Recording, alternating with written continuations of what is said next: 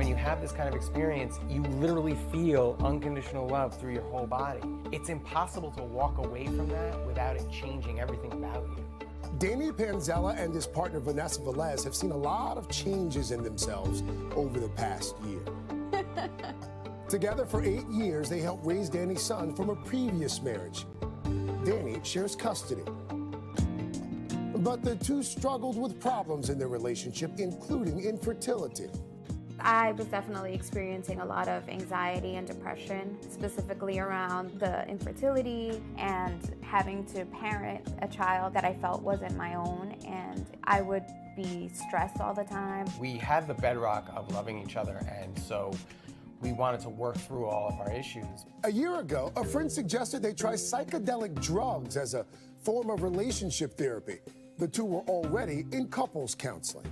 I was definitely afraid, but we did do a lot of research before. It's not like we jumped in and we're like, all right, yeah, we're just gonna take this. Some of the psychedelic compounds that we found useful at different times were cannabis, psilocybin mushrooms, ayahuasca, and MDMA.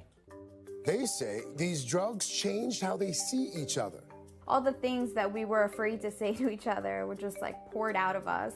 And to be in this place of peace and love, it was like, oh my God, why was I so afraid of saying these things? Danny and Vanessa also say the drugs help them be better parents. If our trips are helping us become more compassionate people, more understanding people, people that allow love to flow through us, then that helps us become better parents. To live in joy and love, I mean, how could that not positively affect my son? For me to be a more compassionate person. Welcome, Danny Panzella and Vanessa Velez. They're joined by psychologist Rachel Yehuda, professor of psychiatry and neuroscience at the Icahn School of Medicine at Mount Sinai. Thank you all for being here this morning. A lot of folks watching, listening, scratching their heads. It's controversial. It's illegal as well. What have been the benefits, Danny and Vanessa? What have you seen in your relationship as a result of using these drugs? Well, I think I'd have to start with what the experience is actually like. And we just kind of saw in the video the feeling of unconditional love.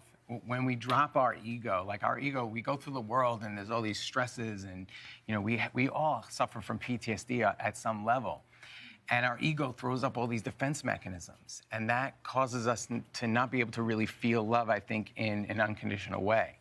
And so what these psychedelics do is they turn the volume down on our egos for a little while, and we can just be vulnerable with each other as a couple, and just even in general in all of our interpersonal relationships. You can just be more vulnerable and express love in a more pure way, I guess. Yeah. How do you take them? I mean, what is the form that they come in, and how long does that last for? We take, usually mushrooms is one of our preferred methods, so it's just literally eating the mushrooms. But to be clear, you're microdosing here, right? We have done some microdosing, which is basically... Oh, we're talking full dosing. We're taking full doses. Oh.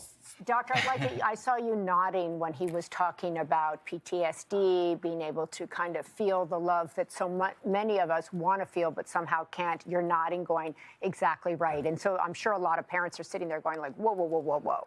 I don't want to tell my kids this. Why would you advocate that this is a beneficial thing for parents or couples? Well, I'm not so much advocating as listening very carefully to what I'm hearing. And I think that our job is really to listen to these experiences and then perform rigorous clinical trials to be able to understand who should be using these very powerful psychedelic treatments and how they should be used. And right now there is a lot of research that is starting to happen on how to use these psychedelic medicines. And in fact, we've just opened up a center at Mount Sinai, the Center for Psychedelic Psychotherapy and Trauma, exactly for this reason, in order to be able to harness the therapeutic properties of psychedelics and understand exactly who should use them.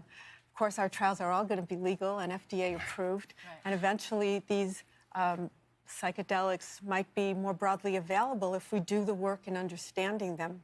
Well, I was just going to say, Vanessa, just going back to what we just alluded to there, the fact that these drugs, especially the way that you guys are using them, they are illegal in this country. How do you reconcile that?